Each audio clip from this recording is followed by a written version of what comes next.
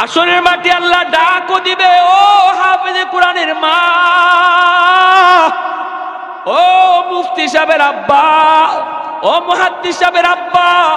দুনিয়ার জমিনে মানুষ আপনারে যেই নামে ডাকছে, মানুষ যেমন ডাক দিছে ও মুফতি সাহেবের আব্বা, ও মৌলানা সাহেবের বাবা, ও ইমাম সাহেবের আব্বা, এইভাবে মানুষ আপনাকে সম্মানের সাথে ডাক দিয়েছে, নাম ধরে ডাক দেয় নাই।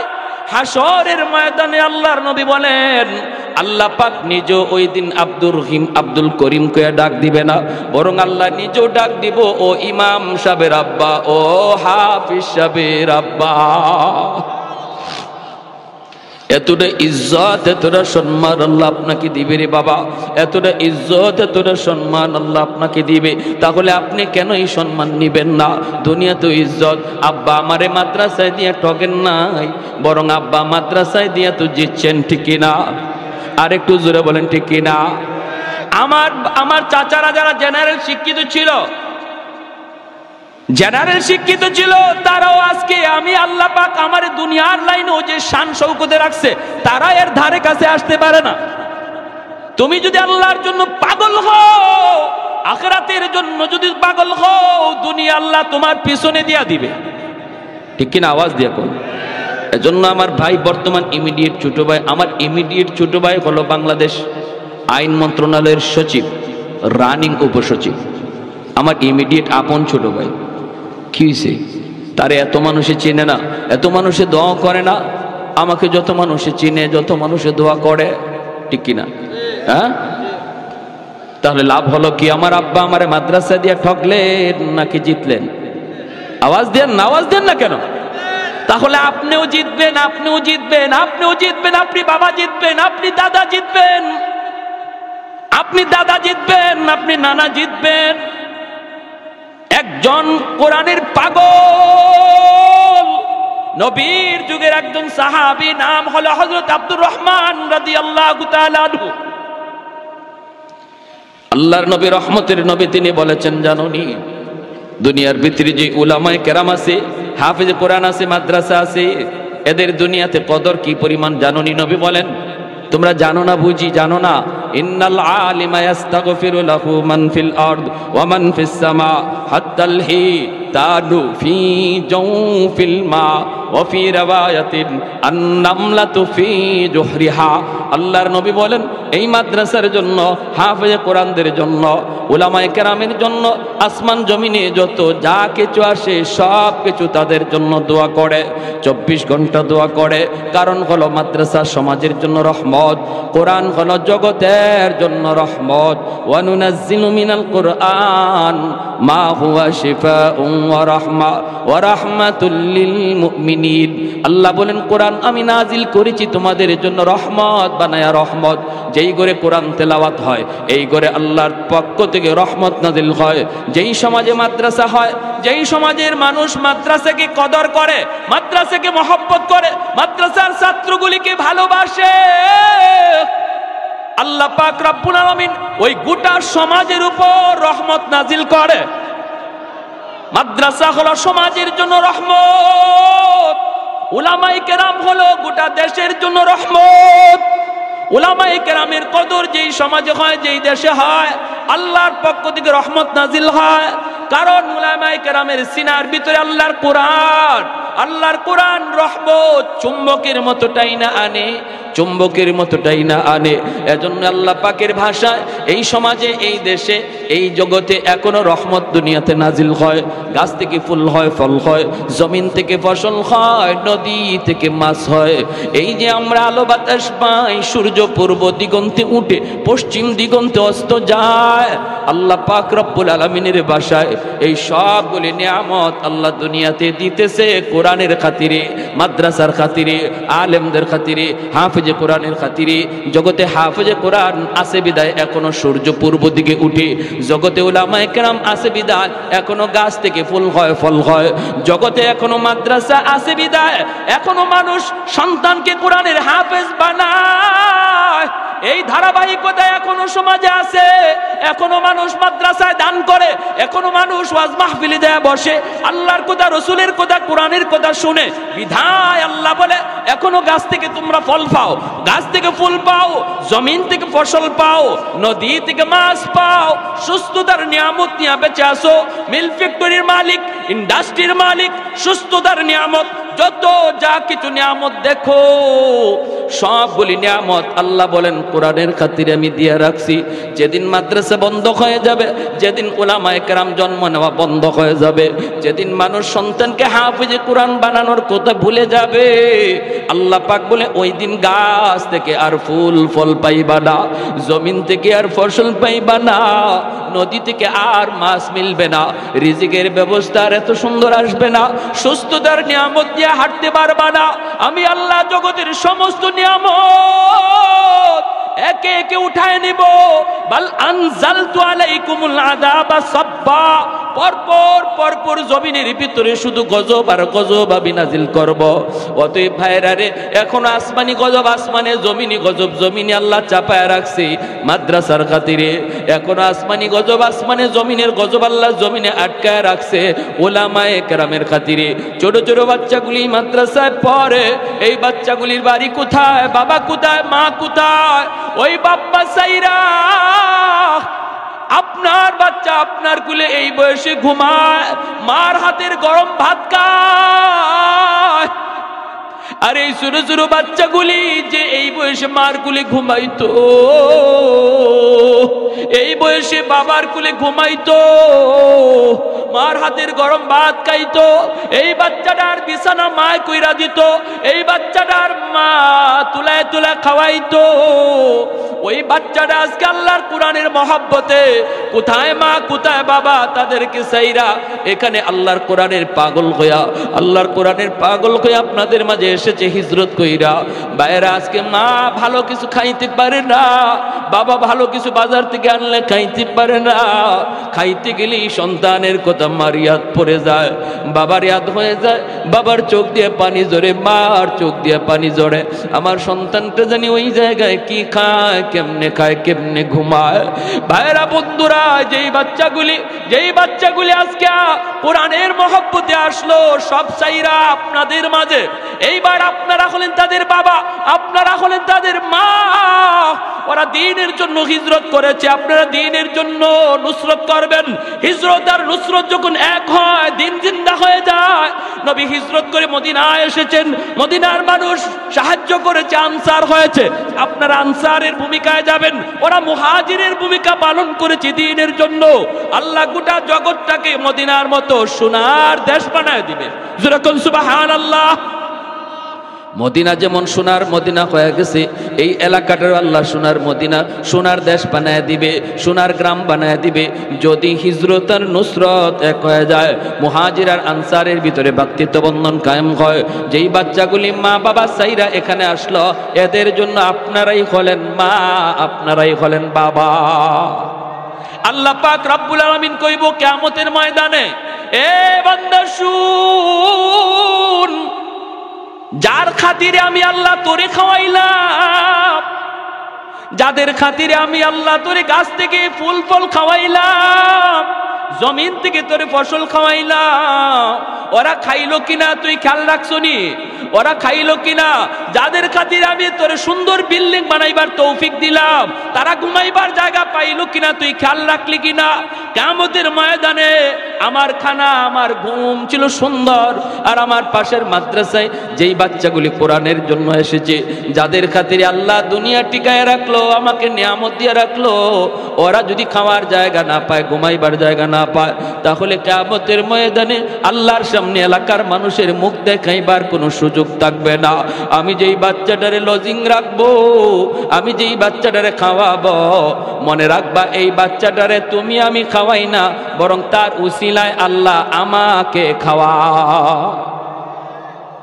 যে লজিং রাখছি, বাচ্চাটারে আমি খাওয়াইতেছি না, কথাটা একটু ঘুরায় বলবেন। একজন হাফেজ, একজন আলেম, একজন মুফতি, একজন ছোট বাচ্চা মাদ্রাসায় পড়ে, তারে যদি আমি আমার ঘরে খানা খাওয়াই, বলতে হবে আমি তারে খাওয়াই না, বরং আল্লাহ তার উসিলায় আমাকে খাওয়ায়। ইন্নাল আলিমা, এটা আমার কথা নয়, এটা আমার নবীর কথা। নবী বলেন ইন্নাল আলিমা ইস্তাগফিরু লাহু মান ফিল আরদ ওয়া মান ফিস সামা হাত্তাল হিতানু ফি জাওফিল মা।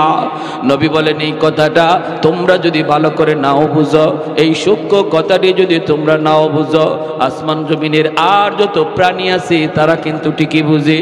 ওই যে গাছ, মাছ, ফুল, ফল, এই যে দেখতেছো জঙ্গলের বাঘ ভাল্লুক, এই যে দেখো গর্তের পিপিলিকা আর পানির নিচের মাছ, এরাও কিন্তু মাদ্রাসার ছাত্রের কদর বুঝে, তালেবে এলেমের কদর তারা বুঝে। নবী বলেন এজন্যই গাছের গর্তের পিপিলিকা পর্যন্ত মাদ্রাসার জন্য 24 ঘন্টা দোয়া করে। কি কইয়া দোয়া করে? নবী বলেন দোয়া করে, আল্লাহ আমি গর্তের পিপিলিকায় এখনো গর্তে বেঁচে আছি মাদ্রাসার উসিলা। আল্লাহ পানির নিচের মাছ আমি বেঁচে আছি মাদ্রাসার উসিলা। আমি বাঘ বেঁচে আছি এখন মাদ্রাসার উসিলা। আল্লাহ তুমি মাদ্রাসা ঘরে ঘরে, সমাজে সমাজে মাদ্রাসা বাড়ায় দাও। আল্লাহ ঘরে ঘরে হাফেজে কোরআন তৈরি করে দাও। আল্লাহ তুমি হাফেজে কোরআনদের হায়াতের ভিতরে বরকত দাও, উলামায়ে কেরামের হায়াতের ভিতরে বরকত দাও। আল্লাহ যাদের তাদের হায়াত বাড়লে জগতের হায়াত বেড়ে যায়। উলামায়ে কেরামের হায়াত বাড়লে জগতের হায়াত বেড়ে যায়, জগতের হায়াত বেড়ে যায়। এজন্য মায়ের নবী বলেছেন মৌতুল আলিম কা মৌতুল আলম। একজন আলেমের যদি মৌত হয় মনে করবা জগতের মৌত হয়ে গেছে, কারণ জগৎ আল্লাহ টিকায় রাখে উলামায়ে কেরামের উসিলায়। অতএব কেউ যদি মনে করে আলেম উলামা রাখবো না, মাদ্রাসা রাখবো না, মোল্লা মুন্সি রাখবো না, যদি কেউ মনে করে এমনটা বলে, তাহলে সে তার নিজের পায়ে নিজে কুড়াল মারল। মাদ্রাসা রাখবা না, মৌলবী রাখবা না, আল্লাহ তোমারেও রাখবে না। আওয়াজ দিয়ে এখন ঠিক কিনা? কারণ আল্লাহ তাদের উসিলায় তোমার মতো লোককে আল্লাহ বাঁচায় রাখছে। যদি ওরা না থাকে, মাদ্রাসা বন্ধ হয়, তোমার জিন্দেগি বন্ধ হয়ে যাবে। আমরা দেখছি ওটা, আলহামদুলিল্লাহ হইছে ওটা। যারা মাদ্রাসার বিরুদ্ধে কথা কইছে, উলামায়ে কেরামের বিরুদ্ধে কথা কইছে, ওয়াজ মাহফিলের বিরুদ্ধে কথা কইছে, তারা কেউ জাগাতে নাই। আওয়াজ দিয়ে বলেন, ফ্যান পরবারও আর জায়গা পায় না, ঠিক কিনা? এজন্য বলি মাদ্রাসার বিরোধিতা যে করলো সে তার নিজের পায়ে নিজে কোরাল মারলো। কেউ যদি মাদ্রাসা বন্ধ করার কথা কয়, সে তার নিজের জীবন বন্ধ করে দিল। এটা আল্লাহর কোরআন বলে, নবীর হাদিস। এই কথাটা নবী বলেন, যদি তোমরা নাও বুঝো, গাছে বুঝে, গাছের পাতায় বুঝে, পিপিলিকা বুঝে, গর্তের সাপ বুঝে, পানির নিচের মাছ এই কথাটা বুঝে, বিদায় ওরা 24 ঘন্টা আলেমদের জন্য দোয়া করে। এজন্যই মানব দানব সবাই উলামায়ে কেরামকে মহব্বত করে, জিন্নাতরা পর্যন্ত উলামায়ে কেরামকে শ্রদ্ধা করে। কেন করে? কারণ জিন্নাতেরাও জানে কাদের উসিলে আল্লাহ জগৎ টিকায় রাখছে। শামসুল হক ফরিদপুরি রহমতুল্লাহি আলাইহি বহুত বড় একজন বুজুর্গ ছিলেন, আপনারা নাম হয়তো শুনেছেন, সদস্য হুজুর হিসাবে সবাই চিনে। তিনি দীর্ঘদিন দারুল উলুম দেওবন্দে লেখাপড়া করেছেন। হুজুরের বাড়ি হলো এই যে গোপালগঞ্জের গহরডাঙ্গা। হুজুর একদিন যাবেন ঢাকা থেকে গহরডাঙ্গায়, নৌকায় উঠছেন। এই নৌকায় যখন উঠছেন তখন রাত হয়ে গেছে। ওনার বাড়ি পর্যন্ত নৌকায় পৌঁছায় দেবে মাঝিও হুজুরের বাড়ি চিনে। অনেক প্যাসেঞ্জার নৌকায় উঠলো, ঘাটে ঘাটে মানুষকে নামায়া হুজুরের ঘাটটা একবার সব শেষে মাঝি কয়, হুজুর আমি রাত 6টা বাজুক আমি আপনারে বাড়ি পৌঁছায় দিব, হুজুর আমি আপনারে চিনি, হুজুর একটু দোয়া করবেন। হুজুরের ঠিক আছে বাবা চলো। কনকনে কুয়াশার রাত, শীতের রাত, কুয়াশা, দেখাও যায় না ঠিক মতো। যাইতেছে মানুষ, ঘাটে ঘাটে নামছে। হুজুরের ঘাট সবার পরে, আরো বেশ সময় লাগবে হুজুরের ঘাটে যাইতে। ওই অবস্থায় হুজুর বলতেছে, বাবা মাঝি আমারে তুমি এখানেই নামায় দাও। কি কন? এখানেই নামায় দাও। কেন? বাবা আমারে এখানে নামা। হুজুর এটা তো আপনার ঘাট না, এখানে যদি আপনি নামেন তাহলে আপনাকে বিশাল বড় একটা হাওর পায়ে হেঁটে যাওয়ার লাগবে, আর এত রাত, প্রচন্ড কুয়াশা, কিছু দেখা যায় না। হুজুর কেন আপনি এই কাজ করবেন? আপনার ঘাটে নৌকা যাবে। হুজুর বলতেছে, বাবা তুই বুঝবি না, তুই আমাকে এখানে নামায় দে, দ্রুত নামা, আমার কাজ আছে, এখানে নামা, আমি হাওরটা পাড়ি দিয়ে পায়ে হেঁটে যাব। মাঝি অবাক হয়ে গেল। মাঝি মনে মনে কয়, আমি চিন্তায় পড়ে গেলাম, হুজুরের এত রাতে কাজ কিটা, কাজ কি? এত রাতে হাওরে হুজুরের কাজ কি? কয় তাহলে ঠিক আছে আমি নামাব ঠিক, কিন্তু আমি পিছনে পিছনে যাব। হুজুর কি কাজ করে একটু দেখার জন্য হুজুরকে নামায় দিল মাঝি। পিছনে পিছনে মাঝিও নামলো, হুজুরে দেখেন নাই। মাঝি দেখতেছে, কয় আমি দেখলাম হুজুর সামনের দিকে হাঁটতেছেন, প্রচন্ড কুয়াশা, ভালো করে দেখাও যায় না। আমাকে হুজুর দেখেন না, পিছনে আমি হুজুর খেয়াল করেন নাই, আমি একটু দূরে অবস্থান করতেছিলাম। আমি তো ঝাপসা ঝাপসা হুজুরকে দেখতেছি, যাইতেছেন। একটু পরে তাকায় দেখি নামাইলাম আমি একজন, কিন্তু কিছুক্ষণ পরে দেখি হুজুরের ডানে বামে সামনে পিছনে শত শত মানুষের আওয়াজ।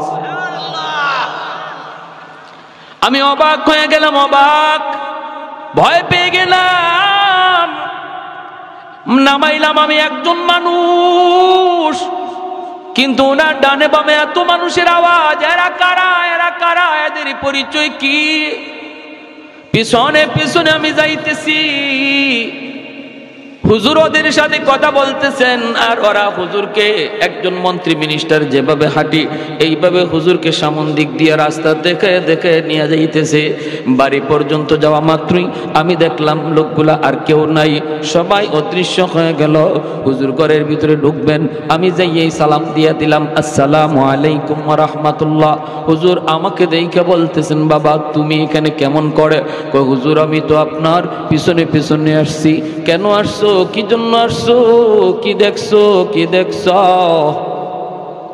কয় হুজুর আমি যা দেখছি আমার ভিতরে পানি নাই, কলিজায় পানি নাই। আমি তো প্রচন্ড ভয় পাইছি হুজুর। হুজুর আগে বলুন এরা কারা?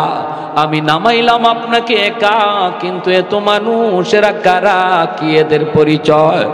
এবার হুজুর বলতেছে, বাবা আমি বলতে পারি তোর কাছে এক শর্তে, বাবা আমার জীবদ্দশায় কারো কাছে কিছু বলবা না, কারো কাছে কিছু বলবা না। সে বলতেছে ঠিক আছে হুজুর আমি বলবো না। খাঁটি আল্লাহওয়ালারা তাদের নিজেদের কারামত কারো কাছে বলে না, কেউ দেখলে সেটা বলতেও নিষেধ করে, ঠিক কিনা জোরে বলেন? আর ভেজাল যত জায়গায় আছে খালি সাইনবোর্ড আর অ্যাডভার্টাইজ, ভেজাল যত আছে। আশিক রসুল, মাহবুবে খুদা, গাউসে হামদানি, কুতুবে রব্বানি, সারাসুল্লি সুলকানি, নাম আর খুঁজে পাওয়া যায় না। নাম কই গেল? লকবার উপাধি পড়তে পড়তেই শেষ, ঠিক কিনা? এক লোক মবিসিং গেছে, আসার পথে প্রচন্ড কুয়াশা, এরকম বন্ড ফিসাব। ড্রাইভাররা কয় থাম, সামনে দেখোস না কিছুই দেখা যায় না? ওখানে দেখ একটা বোর্ডিং দেখা যায়, সিট আছে কিনা একটু দেখ। তো ড্রাইভার গেছে, গিয়া বোর্ডিং ম্যানেজার কয় স্যার রাত বাজে প্রায় 3টা 2টা, বলতেছে স্যার আপনাদের হোটেলে কোনো সিট আছে? কয় সিট তো আছে, থাকবো কেটা? থাকবো কে? কয় থাকবে আশিকে রসুল, মাহবুবে খুদা, গাউসে হামদানি, কুতুবে রব্বানি, সারাসুল্লি সুলকানি, কইতে কইতে 16টা টাইটেল। ম্যানেজারে কয় ধর্মে ভাগো, সিট নাই। ম্যানেজারে ভাবছে 16টা সিট লাগবো। নাম যখন 16টা কইছে, ম্যানেজারে ভাবছে সিট লাগবে কয়টা? 16টা। কয় সিট নাই ভাই, যান। আর কয় হুজুর সিট নাই। হুজুরে কয় সিট না হইলে কেমনি যাবি? যাওয়ার তো কোনো উপায় নাই। হোটেলের বারান্দায় গামছা বিছা, চাদর বিছায় রাত কাটা। হোটেলের বারান্দার মধ্যে চাদর বিছায় ঘুমাই রইছে। ফজরের সময় ম্যানেজার উঠছে, ওইটা দেখে এত মোটা এক হুজুর গড়াগড়ি করে শীতের মধ্যে কনকনে কাঁপে। কয় বেড়া ঘটনা কি? এখানে হুজুর নিয়ে এরম করো? কয় তুই হুজুর নিয়ে এখানে কি করো? তুই আমার কাছে ভিতরে সিট চাইলি না? আমি তো আপনার কাছে সিট চাইছি। কয়েক বেটা তুই তো সিট চাইলি 16টা, তাই বললে কি আমার কাছে 2টা সিটও নাই?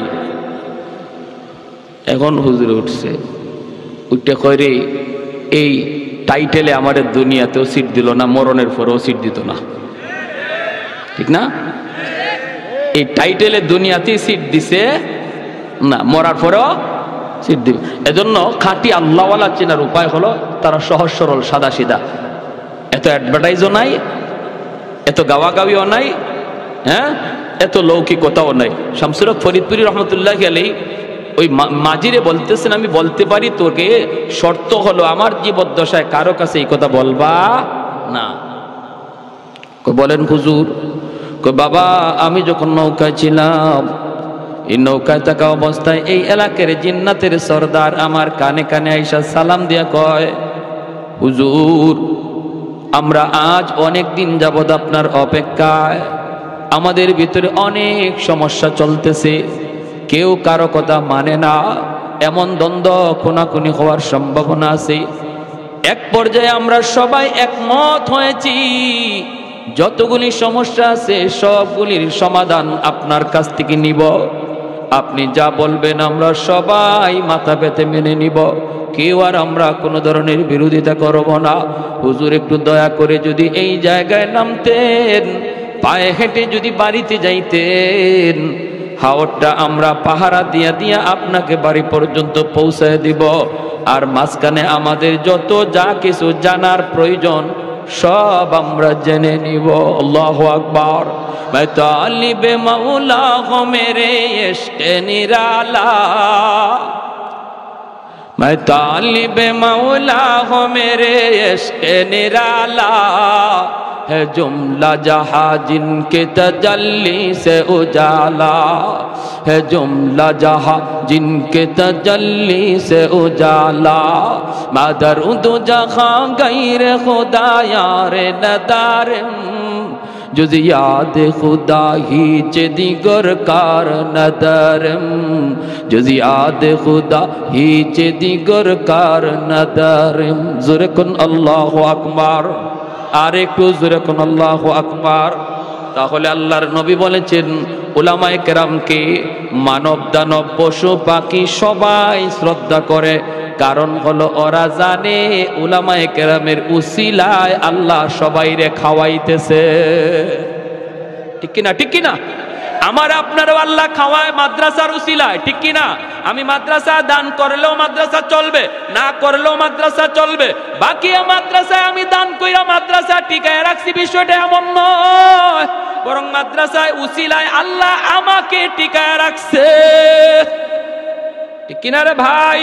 আমাদের সিলেটের বহুত পুরো একজন আল্লাহর ওয়ালি, নাম হলো শাইখ কাতিয়া রহমতুল্লাহি আলাইহি, কুতবুল আলম শাইখুল ইসলাম হুসাইন আহমদ মাদানী রহমতুল্লাহি আলাইহির সুযোগ্য শাগরেদ। হুজুর এরকম যেভাবে গেছেন, যেখানে গেছেন সেখানেই মাদ্রাসা তৈরি করেছেন, কারণ উনারা দেখতেন, উনারা জানতেন আসমানের কুটি হলো মাদ্রাসা, আসমানের খাম্বা হলো মাদ্রাসা, মাদ্রাসা যেখানে হবে এখানে রহমত থাকবেই থাকবে। যেদিকে গেছেন ওই দিকেই মাদ্রাসা তৈরি করেছেন। এজন্য বিদাতীদের দল, ভণ্ডদের দল হুজুরকে হত্যা করার জন্য ওরা ষড়যন্ত্র করে। ওই মৌলবীর কারণে তো আমরা গান বাজনা করতে পারি না, আমরা এক্সিবিশন করতে পারি না, যাত্রার প্যান্ডেল করতে পারি না। এই মৌলবীর হত্যা করা ছাড়া কোনো উপায় নাই, উপায় নাই। আল্লাহর ওলির কাছে একবার ডাকাতের দল ভরা মৌসুম, আপনারা জানেন সিলেট এলাকাতে অনেক বেশি বন্যা হয়। একবার এরকম বন্যা হয়েছে, বন্যার ভিতরেই মাদ্রাসায় ডাকাতের দল নৌকা নিয়ে মাদ্রাসায় হাজির হয়েছে। হুজুরের কাছে আইসা বলতেছে, হযরত আমাদের এলাকার দুই গ্রামের ভিতরে প্রচন্ড ঝগড়া, যে কোনো সময় খুনাখুনি হয়ে যেতে পারে, আপনি যদি না যান তাহলে মানুষ কতজন খুন হবে এর হিসাব নাই। সবাই এক বাক্যে মেনে নিয়েছে, আপনি যেই সমাধান দিবেন এই সমাধান সবাই মেনে নিবে। ভাটি এলাকার মানুষগুলা হুজুরকে এইভাবেই মানত, এইভাবেই শ্রদ্ধা করত। হুজুর যেই জায়গায় যে হাজির, প্রচন্ড মারামারির ভিতরে মার থেমে যেত। চতুর্দিকে উপরের দিকে এরকম ভাবে ফায়ারিং হচ্ছে, কিন্তু আল্লাহর ওলি মাঝখানে যে যদি দাঁড়াইতেন, সাথে সাথে দুনো পক্ষের রাগ গুসা পানি হয়ে যাইতো। আল্লাহু আকবার। এত বড় বুজুর্গ, এত বড় আল্লাহর ওলি ছিলেন। হুজুরে বলতেছেন, ঠিক আছে বাবা, তাহলে আর দেরি নাই, আর দেরি নাই, তাড়াতাড়ি চলো, দেরি নাই, তাড়াতাড়ি চলো, আমাকে নিয়ে চলো। এই বইলা আল্লাহর ওলি তিনি উঠলেন নৌকায়, নৌকায় উঠে গেলেন, জানাজানি নাই, কাউকে বলাও নাই, উঠে গেলেন। কারণ আল্লাহর ওলিরা তারা সর্বদা মনে করতেন মুসলমান কখনো মিথ্যা কথা বলতে পারে কিছু, যে আগে যায় বলতো তার কথাই বিশ্বাস করতেন। পরে যদি একজনে যায় বলতো, হুজুর ও তো আপনার কাছে মিথ্যা কথা বলছে, তখনই ধমক দিত, মুসলমান আবার মিথ্যা বলে নাকি? সুবহানাল্লাহ, জোরে কর না। যে মুসলমান আবার মিথ্যা বলে নাকি? আগের জনে আপনারে মিথ্যা বলছে এই কথাটা বুঝানোই যেত না। কি বুঝলেন? আমরাও মুসলমান, তারাও তো মুসলমান, ঠিক না? উনি নৌকা উঠছেন, নৌকা উঠতে ডাকাতরা লইয়া যাইতেছে হাওর এলাকায়, সিলেটের হাওর এলাকায়। অসুবিধা দিতেছে আপনাদের ভাই? অসুবিধা দিতেছে? এই যে কুয়াশার পানি পড়তেছে, কিন্তু কষ্ট হইতেছে আপনাদের। এখন হাওরের মাঝামাঝি গেছে, একদম হাওরের মাঝামাঝি। হুজুর বলতেছে, কি রে বাবা, ওই গ্রাম তো এত দূর হওয়ার কথা না, তোমরা আমারে কোথায় নিয়ে যাচ্ছ? না হুজুর, এই যে চলে আসছি, আর অল্প সময়। মূলত ওদের টার্গেট হলো একদম হাওরের মাঝামাঝি নিয়ে হুজুরকে একদম জবাই করবে, জবাই করে হাওরে ফালাই দিবে। হাওরের মাঝামাঝি নেওয়ার পরে ডাকাতরা তাদের চেহারা পাল্টায় ফেললো। কাছে আইসা কো, মৌলবী প্রস্তুত হয়ে যাও, আমাদের দীর্ঘদিনের চেষ্টা, তোমারে খুন করব। তোমার কারণে আমরা গান বাজনা যাত্রা প্যান্ডেল কিছুই করতে পারি না। খালি যাবায় যাও, এবারে যাই তুমি মাদ্রাসা, যেখানে যাও সেখানে গান বন্ধ করে ফেলো, ঠিক আছে? আজকে তোমার জীবনের শেষ দিন, তুমি প্রস্তুত নাও। আল্লাহর ওলি বলেন, আমাকে একটু সুযোগ দিবানি 2 রাকাত নামাজ পড়ার? কয়, কোনো অসুবিধা নাই, শেষ জীবনের শেষ নামাজ পড়তে চাও, নামাজ পড়ে নাও। আল্লাহর ওলি 2 রাকাত নামাজে দাঁড়াইলেন নৌকার ভিতরে। যেই মাত্র নামাজে দাঁড়াইলেন, সাথে সাথে প্রচন্ড ঝড় তুফান শুরু হয়ে গেল। এমন তুফান, এমন ঝড়, মুহূর্তের ভিতরে আকাশের রং চেঞ্জ। আল্লাহর ওলি এখনো নামাজে সালাম ফিরান নাই, এমন ঝড়, নৌকা ডুবে যাবে। আর এটা এমন এক হাওর, সুনামগঞ্জের ভাটি এলাকার হাওর।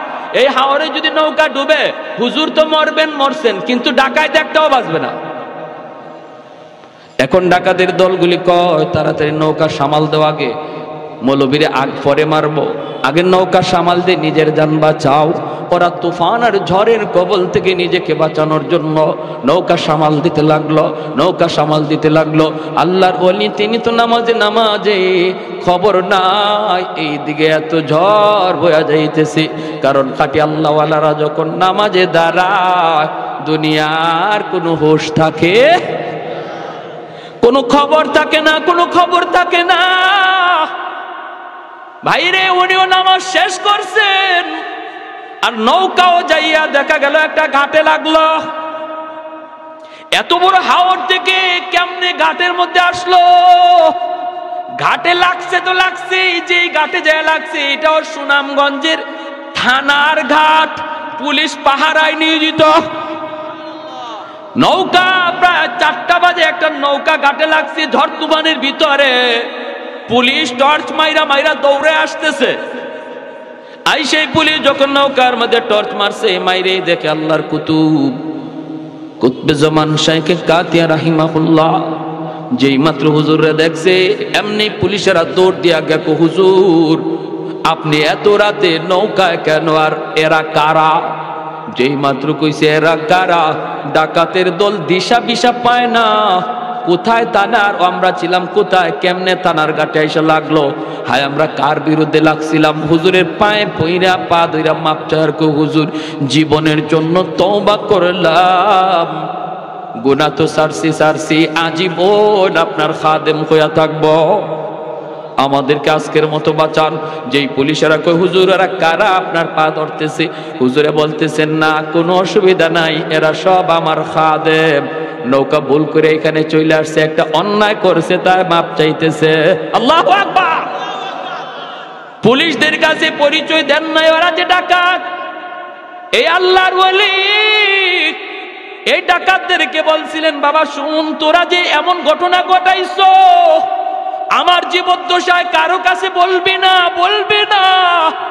আমার ইন্তেকালের পরে যদি বলতে চাও বলবা। আমরা আল্লাহর ওলির ইন্তেকালের পরে খবরগুলা পাইছি, এবং ওরা বলছে আমরা যে হুজুরের খাদেম, আমরা কিন্তু শুরুতে খাদেম ছিলাম না, আমরা হুজুরকে মারার জন্য ডাকাত সেজে এসেছিলাম, আমরা হলাম ডাকাত। কিন্তু ঘটনা ছিল এই, আল্লাহর ওলির ওই কারামতের পর আমরা তওবা করে সবাই আল্লাহর ওলির খাদেম হয়ে গেছি। এজন্য রে ভাই, উলামায়ে কেরামের কদর করো, উলামায়ে কেরামকে চিনো, মাদ্রাসাকে কদর করো, মাদ্রাসাকে কদর করো।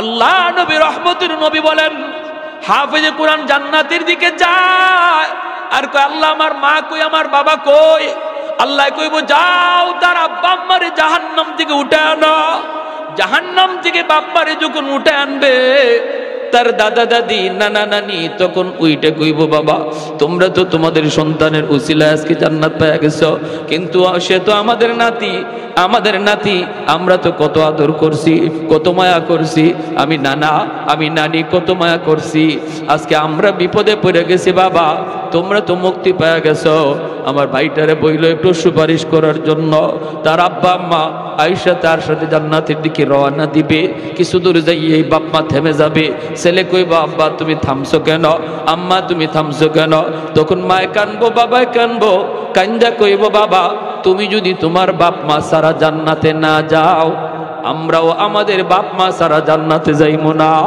তখন আল্লাহ কইব যাও তার দাদা দাদি নানা নানিরে তুইলা আনো দাদা দাদি নানা নানিরে তুইলা আনার সময় এলাকার মানুষেরা তাদেরকে দইরা বলবে বাইরে তোমরা তো মুক্তি পেয়ে গেছো নাতির সুপারিশে কিন্তু আমরা ওই এলাকার মানুষ যেই এলাকার মাদ্রাসায় পইরা তোমাদের নাতি হাফেজ হইছে আলেম হইছে আমরা ওই এলাকার মানুষ আমরা মাদ্রাসাকে কদর করতাম আমরা তার থাকার জায়গা করে দিছিলাম খানার ব্যবস্থা করে দিছিলাম আমরা তার সহযোগিতা করেছিলাম একটু যায়া বইল মালিকের কাছে আমাদের জন্য যেন একটু সুপারিশ করে দাদা দাদি নানা নানি আইসা ওই মানুষগুলার কথা তারে শোনাবে তখন সে আল্লাহর কাছে কইব মালিক যাদের সহযোগিতায় আমি কোরআন সিনায় নিয়েছি ওই মানুষগুলাকে যদি আমার সাথে না দেও আমি জান্নাতে যাইমু না আল্লাহ পাক তখন কইব যাও মানুষগুলোর জাহান্নাম থেকে উঠে আনো উঠে আনার পরে একজনে কইব হুজুর আপনি আমারে চিনছেননি